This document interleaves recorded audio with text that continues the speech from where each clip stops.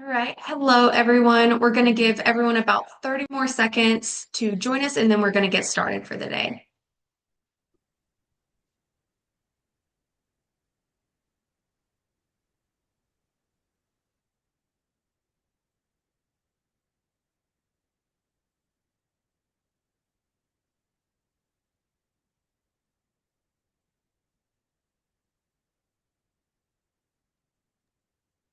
All right, everybody, let's get started. So, welcome to our session, Next Gen Pulse Power for ICF, Scalable IMG Architectures Enabled by Advanced Dielectric Energy Storage. My name is Jalen Lewis, and I'm the events manager here at Peak, and then I will also be your moderator today. I'm joined today by Sean Walsh, the CMO here at Peak, along with Carolyn Sorick, founder and CEO of E&P Technologies, where they will discuss the developments that are happening within ICF. So before we get started, I have just a few housekeeping items. Questions are going to be answered via the Q&A chat following the session, and then the webcast is being recorded. So it will be made available to you following the session for you to rewatch or share with colleagues. And so this is a monthly series, so be sure to watch out for our April session where we will be diving into DC data center power. So, without further ado, I will now pass it off to Sean Walsh to get us started today and walk through the agenda. All right, thanks, Jalen. So, a couple of things that we want to cover today is to talk a little bit about the framework in which we find fusion energy today and where we think that that is going to evolve over time.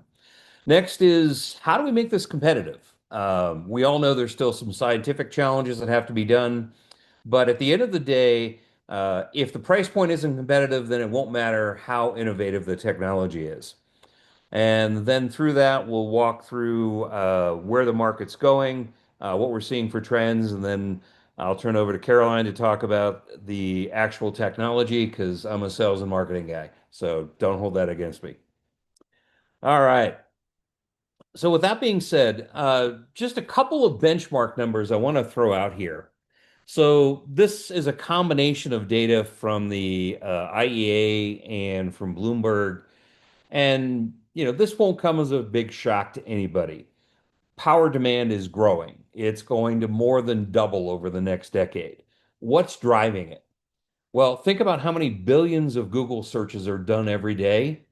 And that typically would take 3/10 of a watt in the traditional IT world with Intel CPUs and that sort of thing. When you switch to NVIDIA GPUs and all the inferencing required, that multiplies by a factor of 10. Now think about all the queries are going to be done by AI agents automatically, and the scale of what that does to power demand is extraordinary. Then you combine that with the population growing from 8 billion to 10 billion over the next 25 years, and you've got a formula for an incredible amount of demand and a huge gap in terms of how we get from here to there.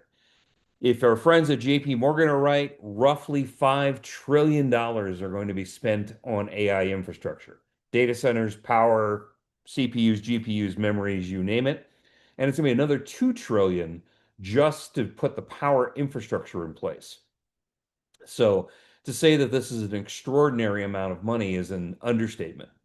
And I think this will also ultimately reflect what happens with investment in fusion is that, we talk about getting a few $1 billion right now. I think the last number the FIA published, the Fusion Industry Association, was around 9 billion of private capital has been put in.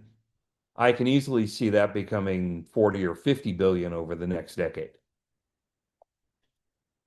So what does this mean in terms of the who's making these investments?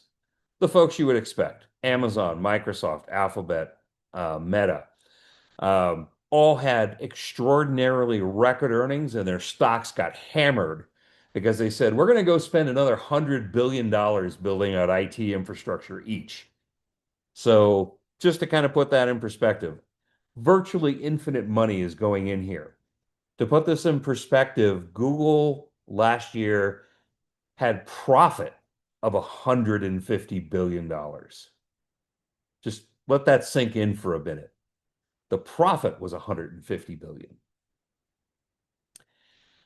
So from there, what's happening? Um, if we are right and fusion's going to reach about 20% of total production by 2050, that means there'll be roughly $1 trillion spent on building new fusion plants.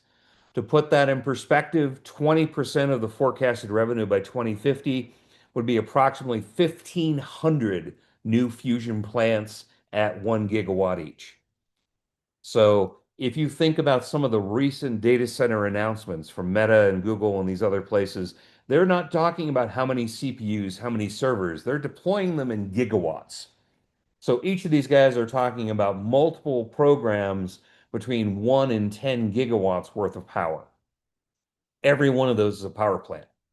So whether it's solar, whether it's natural gas, whether it's small medium reactor for nuclear or fusion, there's going to be a lot more new power plants put out there. The good news is the NRC is making it easier to do this with what they call their byproduct rule, which doesn't classify them as traditional nuclear reactors, which will make regulatory approvals and other things easier. The other thing that's happening is they're also saying you can put these on federal land now. Um, so that is all good for accelerating, but make no mistake, China is racing forward on this. And they have a new 5-year plan that includes both AI and fusion partnered together, and they have no regulatory limits at all. Um, AI supremacy is now down to energy. There were some recent reports from Jensen Huang, the CEO of NVIDIA, and Sadea Natal, the CEO of Microsoft, who have both said, we have 50,000 chips sitting around. I have data centers built. I can't turn them on. The ability to turn power on will determine not only who wins fusion, but who wins AI because that's going to model fusion. And for all the great policy statements, the recent budget cuts US funding for fusion in just about every area. Um, this is the exact opposite of what China, Germany, EU, and the UK and Japan are doing. We have to turn this around if we are going to be the leader in this market as we go forward. There we go.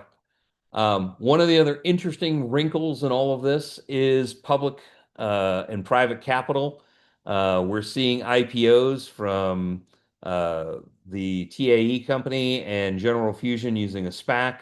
Hopefully, this will accelerate capital into the market. I also suspect we will see more M&A, whereas these proof of concepts go from, I will say, technology research to first of a kind.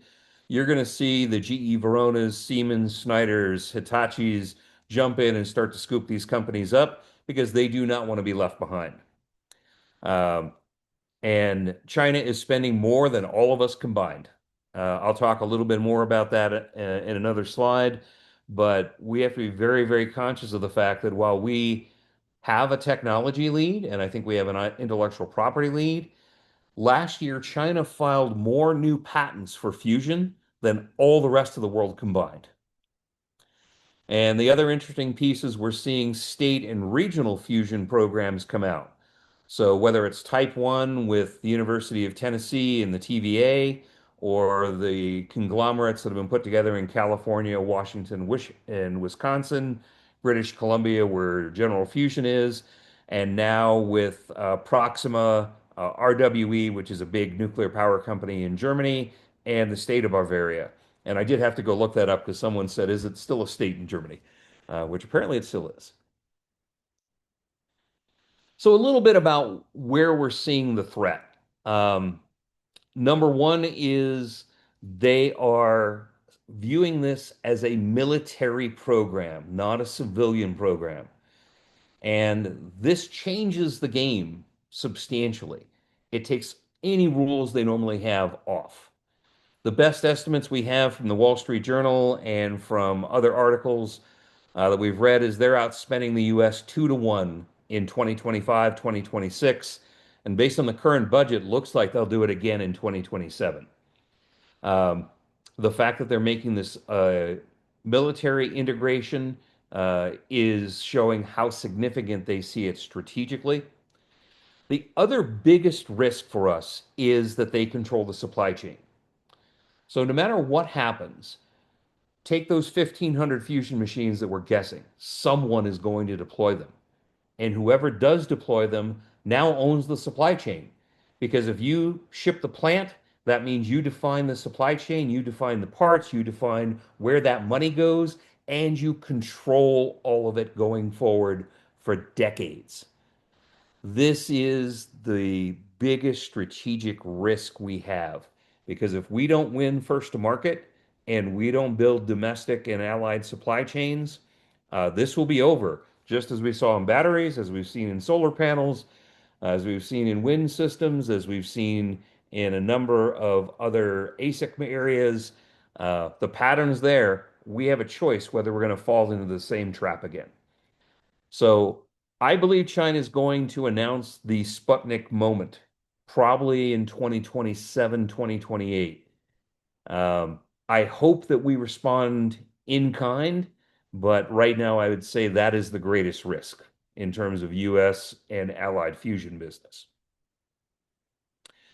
So, what does this mean? Bob Mumgard last year published his manifesto. I probably shouldn't use the term manifesto, but I'm going to use it anyway.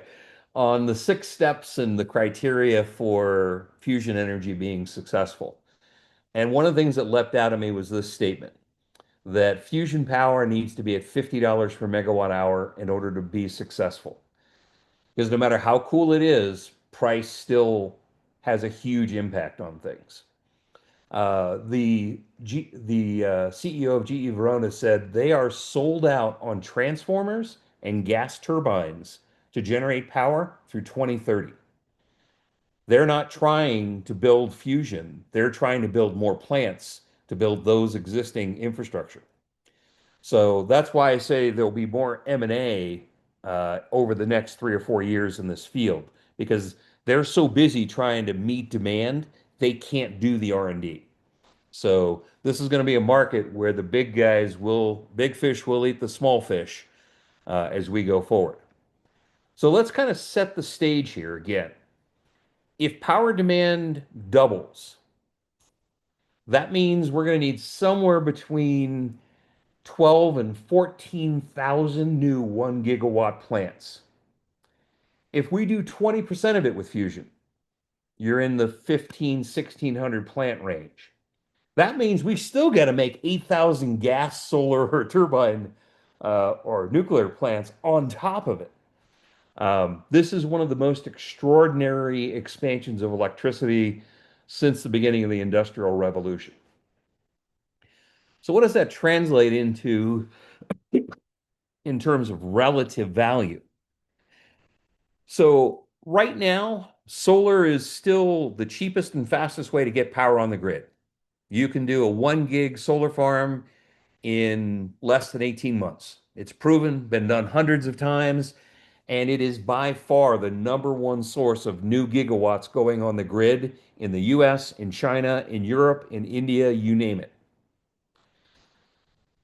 Fusion to compete because it does have 24/7 and it's got true on-demand dispatching. I think there can be higher power, but I don't think it can be 2x. And that's one of the big challenges with nuclear today. Now, maybe SMRs will fix that. Coal's got a pretty broad range. Um, but if we really want to win with fusion, this is the area in which we need to play. And that's a large part of the framework for the rest of this discussion. And as I hand it over to Caroline, she can talk about and help set the transition that fusion is going through. So with that, let me hand it off to her.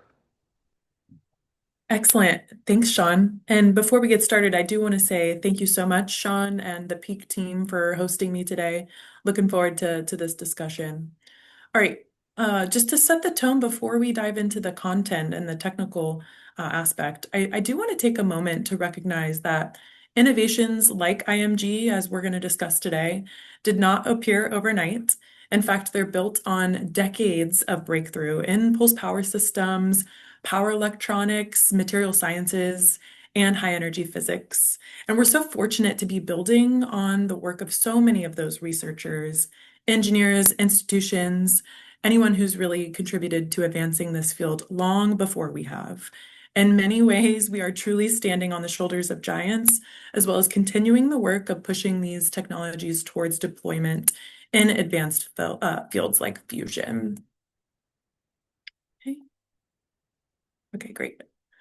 All right, so I do want to just, again, level set by starting to contrast how traditional pulse power systems were designed compared with what we're seeing in new trends of impedance-matched architectures that are more aligning towards fusion approaches today. So historically, pulse power systems were built to truly achieve the absolute highest peak power for a single experimental shot. So you're going to see this applied in more of a lab or research facilities. It's really for those who are trying to achieve high, powerful shots at lower volume of number of shots. One thing to note about this architecture, though, is it comes with an extremely high cost per shot. So to what Sean's been mentioning, it's not very cost effective for actual implementation and use in fusion systems. And it also carries a lot of complex infrastructure, which we'll touch on a little bit of those today. But what's changing now with impedance-matched architectures is a shift towards more modular, commodity-based systems. Instead of building one massive machine, these systems use large numbers of standardized modules, which dramatically reduce the cost per unit of delivered energy. There's also an important key shift in how the electrical circuits are designed, with traditional Marx generators operating at a very high voltage, but they also have relatively slow rise times, which would require multiple pulse compression stages. But what you're seeing in impedance-matched systems is that the generator is designed so the electrical impedance matches the load directly. But this allows the pulse to be delivered at a much more efficient speed and prevents the energy from reflecting back into the capacitors. This design change really enables something important, like I mentioned, in the architecture and kind of the complexity of the product.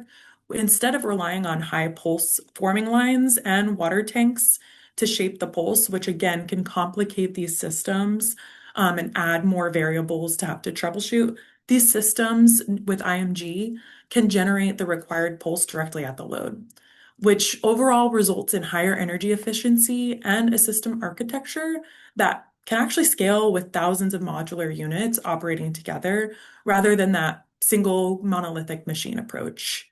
And that shift from kind of single shot research machines to scalable modular power systems is really what's enabling a new generation of fusion approaches and truly going to unlock the ability for us to effectively execute fusion.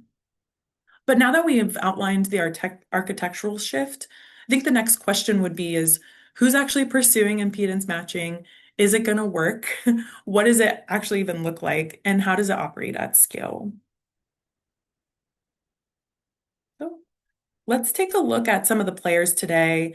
There's several companies pursuing IMG-driven inertial confinement fusion, and collectively, to Sean's point, they've actually raised over $2 billion. So out of the 9 million estimated, that's pretty high value related just to IMG structure. I think it's important, and I want to highlight here how much that momentum or how much that approach has gained momentum within the ecosystem. And one thing that I want to point out too is the diversity of this group. So you have companies like Pacific Fusion, which has raised nearly $1 billion in and of itself. But they're building their systems in New Mexico. And then you see firms such as Marvel and Focused in Europe pursuing similar driven architectures. I want to point out what this indicates to me, and that is that this approach method is, it seems, a bit more viable because it's not related to a singular research institute or a niche experiment spin-out. And most of these companies are targeting demonstration systems in the early to mid 2030s, as you can see, which shows how quickly the field is able to transition from research infrastructure towards the deployable systems. Given the growing ecosystem that we're seeing within IMG, I think the next question would be, what technical components are actually enabling these architectures to scale? And where is the biggest hardware challenge that still might exist? But before we do get into that, let's take a little bit of a peek behind the leading IMG infrastructure at play today. So we're going to briefly just preview Pacific Fusion, kind of what their current standings are and where they're at on the path to grid. So Pacific Fusion is, again, currently leading the IMG approach, but not only in funding, but with recent technical milestones.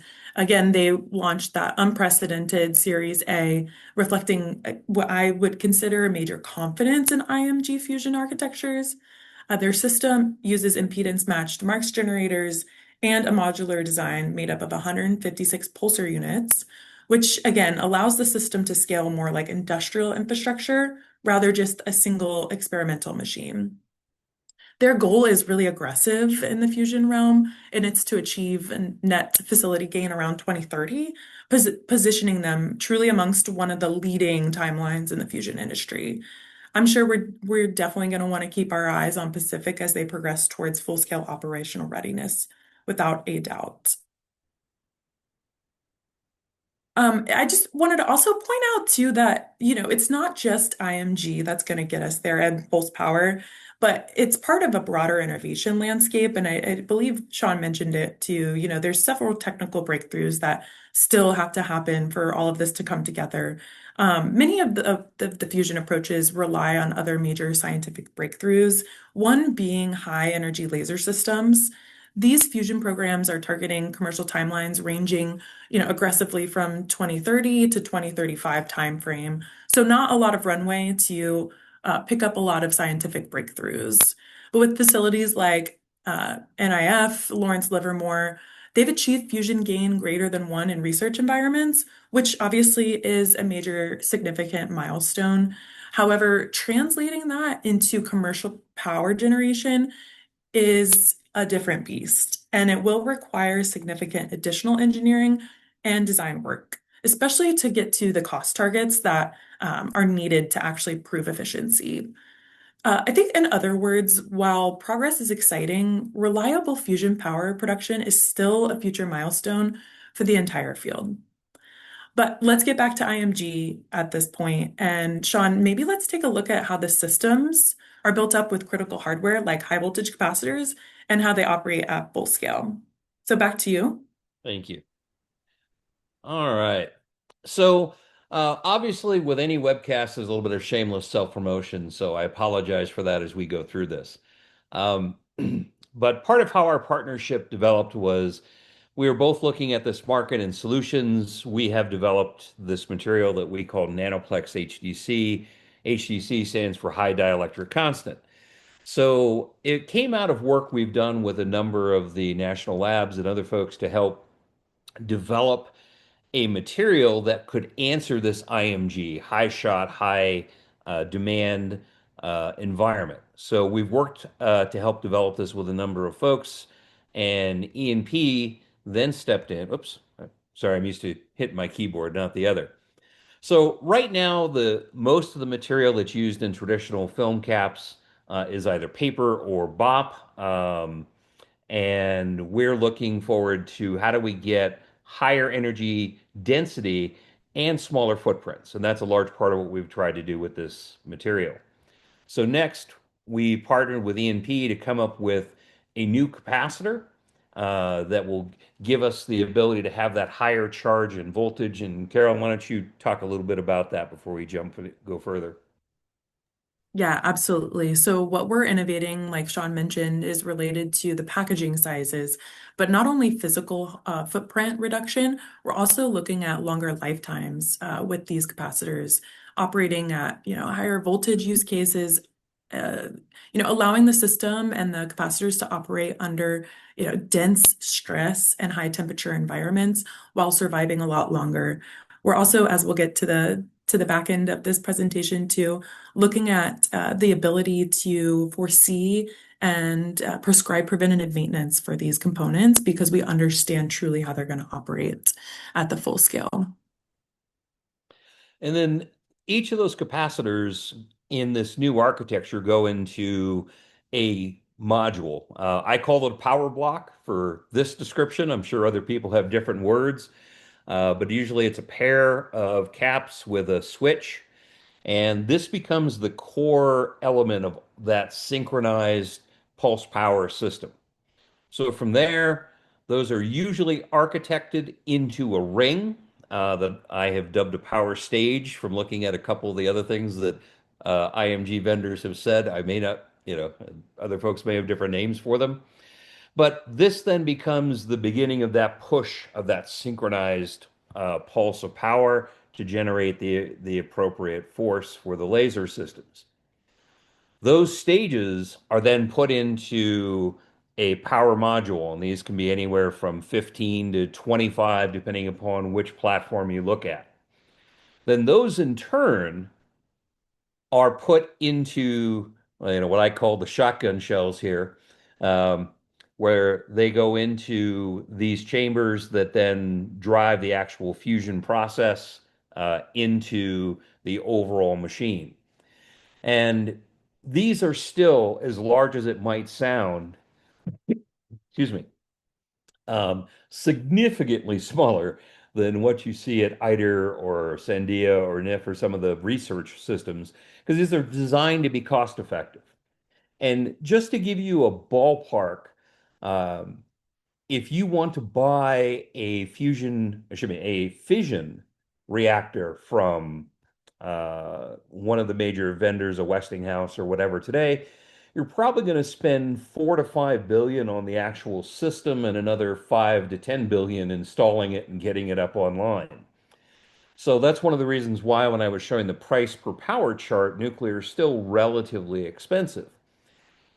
The goal here is something that is significantly more cost effective. And this is the beginning of that transition.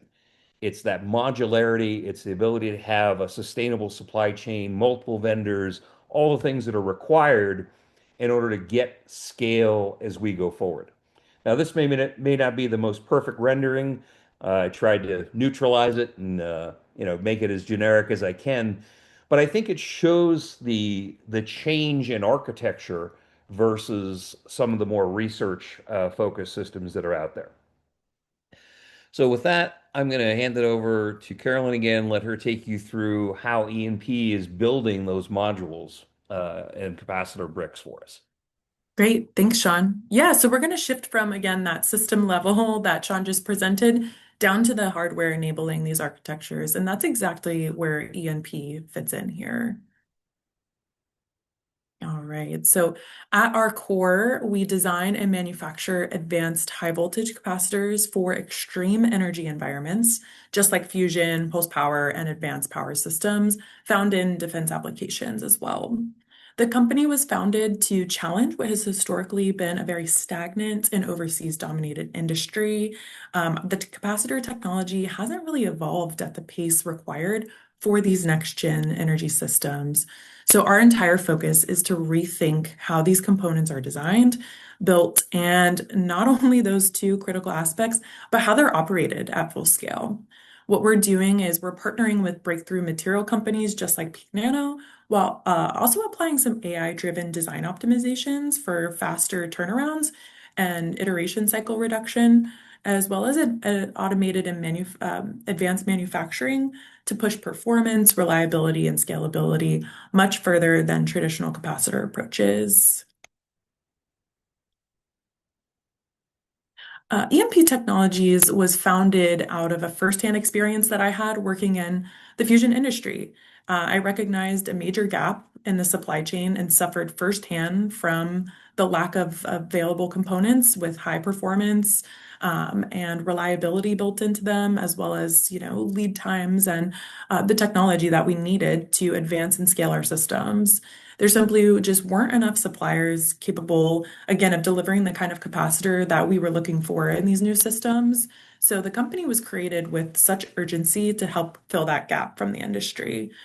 We're not only focused, though, like I mentioned, on serving just the fusion community, we are embedding ourselves as an advanced supplier to defense, and aerospace companies that are pushing the boundaries of the possible and looking for those more mobilized, compact design solutions. We're based out in Melbourne, Florida, which again places us in the middle of a strong aerospace and defense innovation ecosystem, and also as well as close to many of the contractors and partners that are working in advanced energy as well as national security systems. One thing I want to point out too is our philosophy is that speed matters in hardware innovation.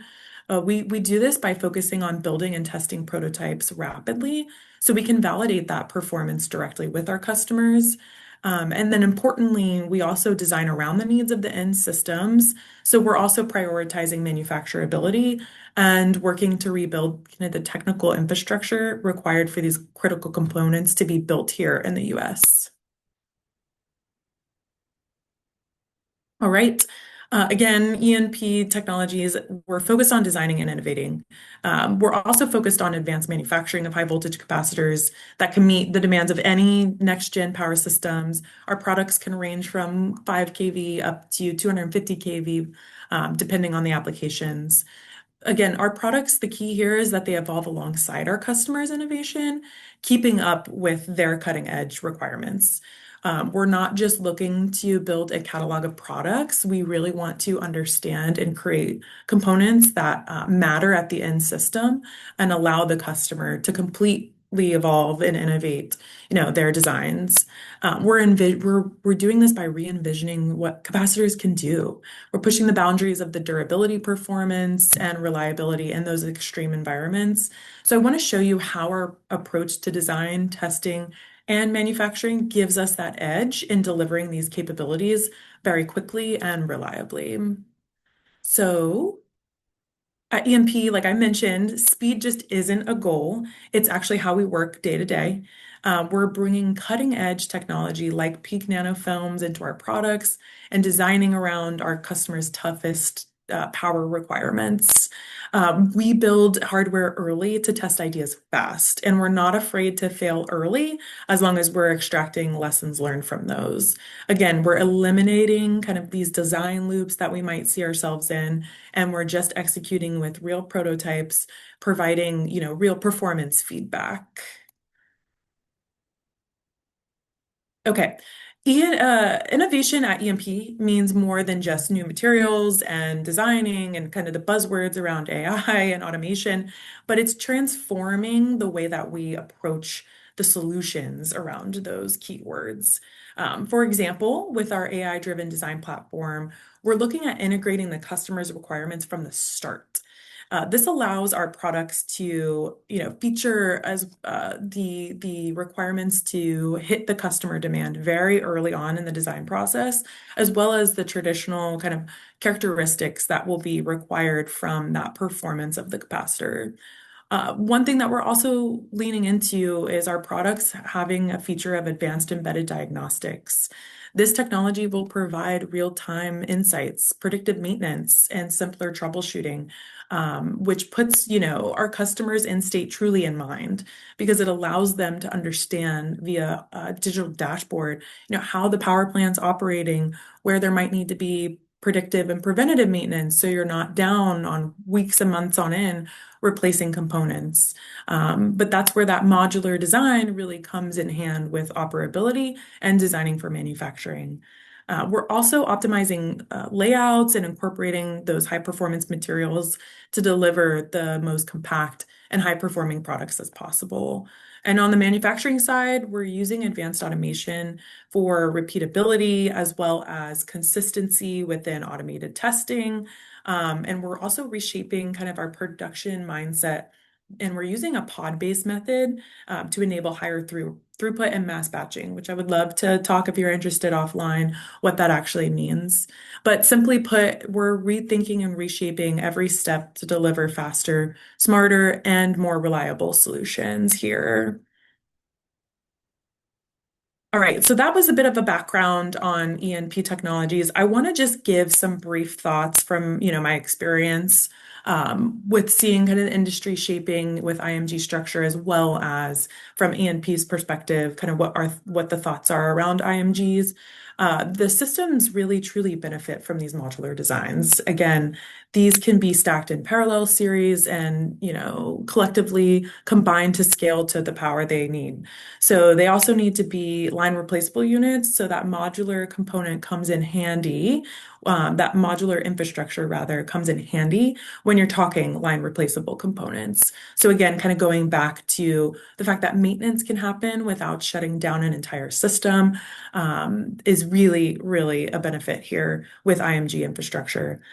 This means mechanically standard designs are consistent with footprints and reliable connectors, which is just important as timing. IMG systems really depend on extreme precise synchronization, like we've already mentioned. So each module must fire at the right time with the correct pulse network that it's providing. So maintaining symmetry across modules is critical to avoiding any sort of performance degradation or timing errors that might trip the system. So when done right, this architecture does enable something extremely powerful, which is the ability to manufacture power systems at the scale that we've been mentioning is required for fusion. So ultimately, the IMG infrastructure is the way to go to support power plant level deployment, but it must be designed with scale in mind. So designing for manufacturing and cost has to be at the core of today's architecture so that it makes sense at the power plant level. I think those are kind of my main takeaways. And again, just really harping on designing for manufacturability and cost being one of the leading things that you're going to be evaluating in your design systems.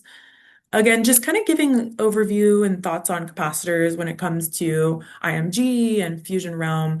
I just want to share, in general, capacitors sit at the heart of many fusion approaches, but especially this one we discussed today, which, makes the innovation in this area to me mission critical. So as fusion systems evolve and capacitors have they have to adapt to these demanding applications. We're talking about storing megajoules of energy, but discharging it within nanoseconds of precision, which is just a huge ask. And repeating that over and over to power cities and beyond. So reliability will mean everything because fusion at scale will require systems to operate continuously, heavily, and reliably. So as we move from where we're seeing these demonstration machines into power plant scale, the number of capacitors required is just extremely, extremely drastic. For example, some of the early systems will require about 1,000 in the thousands of capacitors to produce kind of these prototypes at the working level. But when you're talking commercial fusion plants, you're talking an order of magnitudes more. So that shift demands new thinking around manufacturing capability, the supply chain resilience, and innovation within those fields. And to Sean's earlier point, if folks are so heads down on kind of other applicable technologies, we don't have time to catch up. So this challenge isn't just limited to fusion. High power capacitor technology is becoming increasingly critical, as I mentioned, for defense system and the rapidly expanding AI infrastructure we touched on earlier in the presentation too. These are both pushing towards demanding more compact, more mobile, and higher power output solutions. So that's why strengthening the domestic capacitor innovation and manufacturing is important, and providing alternatives against overseas options as well. But E&P sits at the core of these emerging technologies, and that's what we're aiming to do. I want to move and just lastly touch on partnerships, why they're so critical to innovation in this space, and why it means so much for us to move into this partnership with Peak Nano. When we co-develop technologies together with our partners, we will dramatically reduce upfront design churn and shorten any sort of testing cycle. So co-designing from day one allows us to build products around the new innovation as they emerge instead of adapting it later on. So that's been a true value for us to enter this partnership with Peak and partner together to understand how their film fits into our product. but it also enables a true design for manufacturing, which is very important and at the center of my heart. It allows us to think about the end product during the design phase so we can develop production solutions alongside these new materials and integrated tech. But this helps us reach the scalable solutions way quicker than if we were just to traditionally take on kind of fundamental polypropylene film foil capacitor technology and then integrate later. So again, these partnerships will just continue to accelerate all aspects of what we're doing here at E&P. It'll also accelerate our qualification and testing, which will be huge for us to continue to understand how the performance of these capacitors are raising the innovations for our customers. So by sharing testing efforts and insights, we gain such a deeper knowledge than we would independently doing these studies, so we can get a deep knowledge of the application and move through those validations a lot quicker. So ultimately, that collaboration has enabled a faster transition from prototype into production, which allows us to deliver turnkey solutions once we're qualified. But these are just a few of the reasons why E&P Technologies is just so thrilled to be partnering with Peak at such a critical time in the industry. So with that, I will pass it back to you, Sean, so we can learn a little bit more about those materials that we are using to enhance our products here. Thank you, Carolyn. All right, we're in the home stretch, guys. So I know these webcasts, about 40 minutes, everyone starts to get a little bit of, are we doing the right thing here? So one of the things that we talked a great deal about in the beginning is cost. Is that in order for this to work, one of the things you want to be able to do is not have the craziest, most exotic materials involved. And that's a large part of where Peak's technology is focused. So part of using nanolayering is it allows us to change the structure of polymers, how they crystallize, how they layer together, and it gives us the ability to create a structure around those. So sometimes even materials that don't normally play nice together in a blend, we're able to incorporate because of the nanolayer structure that we put together. And this is what enables us to A, go much faster because we don't have to wait for brand new resins to be developed. We don't have to wait for chemical plants to transition. We can take off the shelf materials, incorporate them into a structured scaffolding, if you will, and then give multiple properties that don't normally coexist together a stable and scalable approach to do that. So this has been a large part of our focus as we go forward. And that's what has enabled us to create these new versions regardless. So in this example, I'm talking about two resins. It could be three, it could be four, it could be different combinations of them. But it enables us to take the same basic materials and create a high dielectric constant, where today we're shipping about a 3.8 at the top end, can do a bit more with some of the existing materials. And then for the magnetic side of the world, also do this with a low dissipation factor. But again, this is taking the types of capacitor, excuse me, the types of capacitor materials that exist, combining them in a different way, putting them in a different structure to give very different capabilities depending upon the application. And, again, right now, BOP is probably the industry standard benchmark. So you can see we've got a couple of different flavors that go between 3.7 and 4.8 dielectric constant, give it higher temperature capabilities, which you're going to need with that higher shot rate, and you're also going to need for high reliability as we go forward. There's a lot more detail behind this, but I think this little picture right here shows it best. If you look at 200 microfarads with a BOP cap and 200 microfarads with an HDC base cap, that's the volumetric savings you're getting. That translates into everything that goes in the bill of material costs. So now you've got a much smaller footprint, lower cost, better power and temperature capabilities, and the ability to innovate with higher demand environments. So today, if you look at relative performance, we're, like I said, about 3.7, 3.8 with the 3125, about 4.7, 4.8 for the HDC 4125. And we think with future versions, we'll be able to get that up to 8x. because fusion is going to continue to evolve, the demands are going to continue to grow, and we want to make sure that everyone knows we have a roadmap of innovation to drive this forward over the next 30 or 40 years. So with that, one of the final things we want to just touch on is everything in this industry is going through technology transitions, and they all boil down to three things: more power, smaller footprints, higher temperatures. And those are the things that we're really, really focused on using our nanolayer technology in order to solve. And in the interest of time, because I do want to leave time for Q&A, I won't belabor this slide to death because there's way too many words now that I'm looking at it. So when all is said and done, what are we trying to give you? More energy, smaller footprint, longer lifetime, lower BOM cost. It may sound a little too good to be true, but the data is bearing out that this new material is enabling this type of capability. So we look forward to talking with a number of you after this. And if you have any other questions, Carolyn and I will obviously share all of our contact info at the end of this. So with that, Jalen, I will turn it back over to you.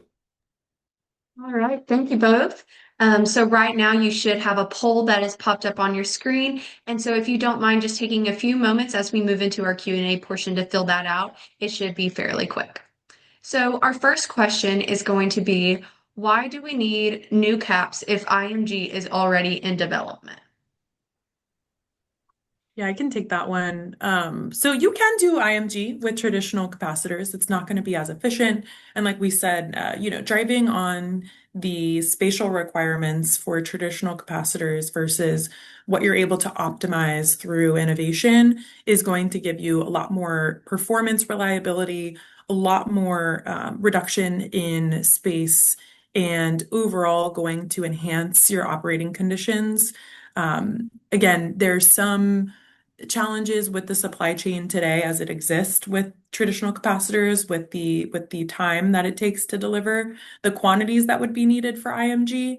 So either way, what I gather out of this is there needs to be a call of action, either innovate or expedite your supply chain. So you can do it, but from the looks of the supply chain availability, it's going to be tough to do.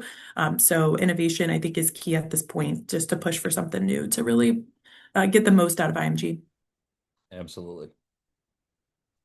All right, and then our next question is going to be, are those capacitors considered supercaps? Ooh, that answer is no. So supercaps usually have electrochemical kind of double layered interface, and that's what's used in their kind of construct, if you will.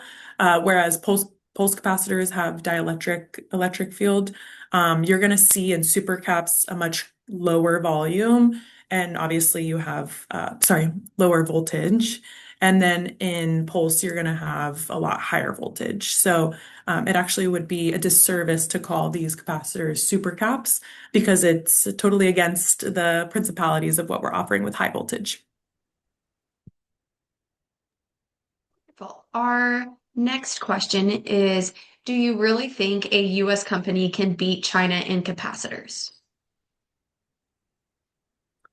Yes, when it comes to quality and reliability and delivery, I do. We've been obviously kind of looking at what's out there in kind of the overseas markets, and a lot of it is not extreme attention to detail.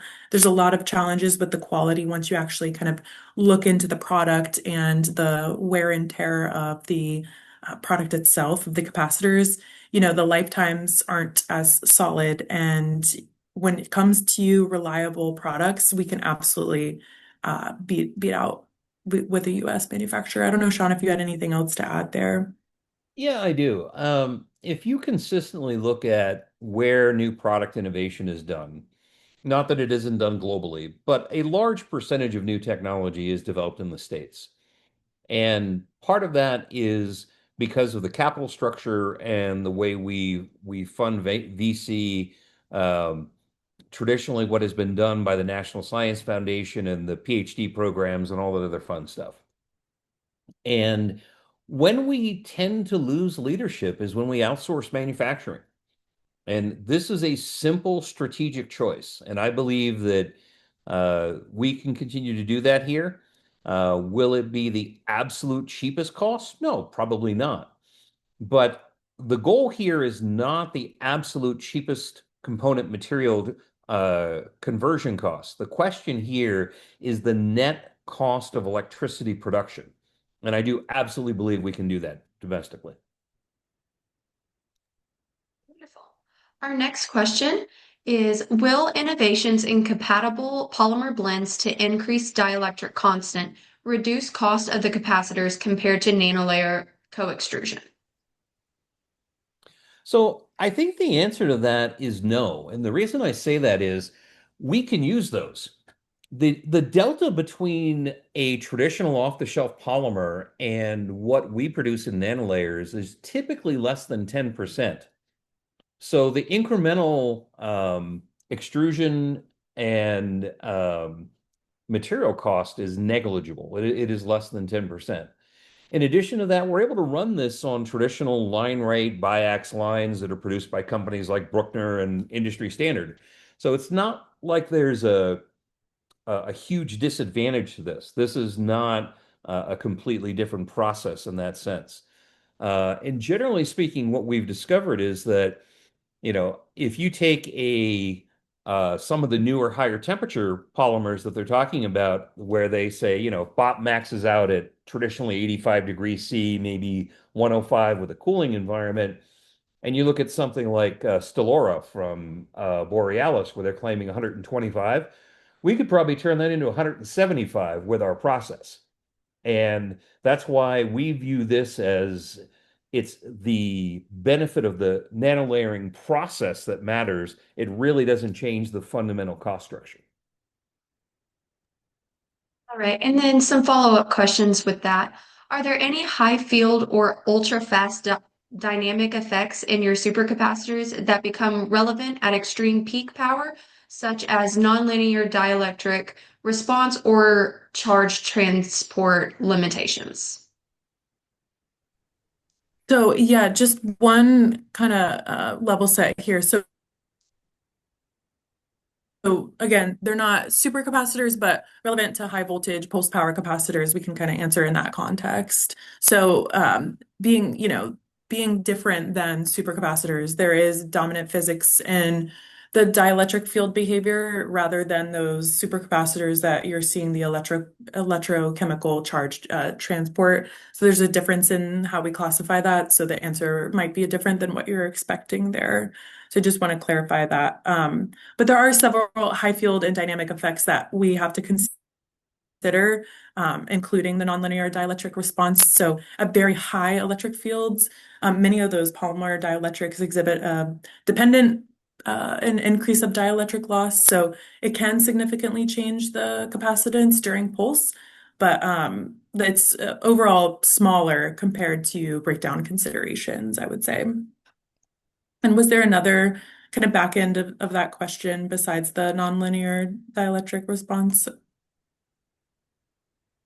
don't Jalen? believe so. I think Great. you nailed that one. Uh, or charge transport limitations was the other second part of that question. Okay, yes. So again, kind of I would say at high field strengths, the charge carriers can be injected from certain dielectrics and form the space charge regions. And that can cause distortion in the electrical field and influence that breakdown behavior. But again, we're really trying to evaluate some of our capacitor designs at lifetime to understand how it interacts during those repeated high energy pulses. Great.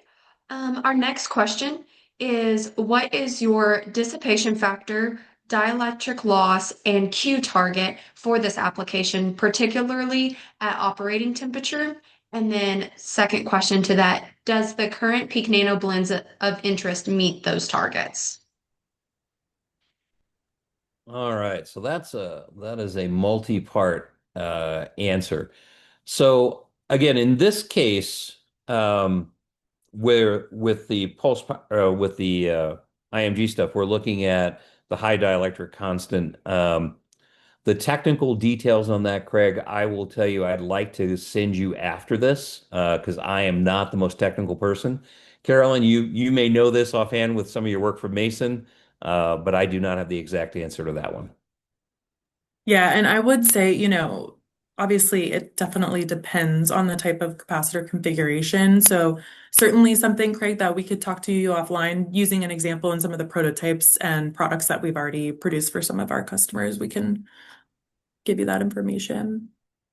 Yep. But what I will say, just jumping in, is the peak nano blends definitely meet and even exceed the targets. And part of our evaluation is to understand where we can continue to push on some of those factors and actually squeeze a lot more performance out of the capacitor because the film has shown that it's performing at a much larger target than what we would even need it to be under the conditions in which it's designed around for, which is great. Yep.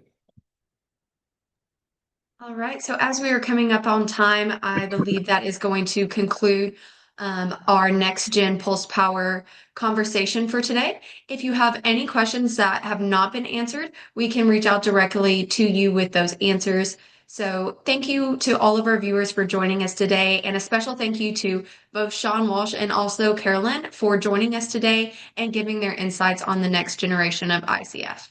So if you're interested in joining us again, please pay attention to your inbox where you will receive all of the slides from today, collateral around our discussion, and then soon we will be releasing all of the information for our next webinar around DC data center power as well. So if you have any topics that you would like to see, or if you would like to join and be a panelist, please reach out to whatsnext@peaknano.com. Thank you again for attending, and please stay connected through the following platforms. Thanks, folks. Thank you again. Appreciate it.